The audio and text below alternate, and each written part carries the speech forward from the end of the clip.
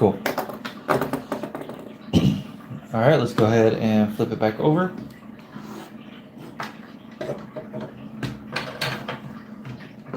Slide it right in, put the clip down. Here's the bottom case.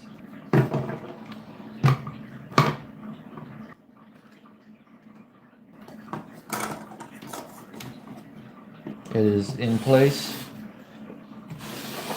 Slide it in. There we go. I need to connect this wire again. Okay, so I found where that extra screw goes. It goes right there. There we go. That way we don't have any extra golden screws. Alright, I see it.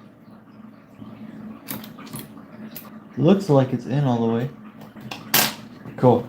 If you enjoyed and want more of this type of content, leave a like and subscribe for future videos and shorts.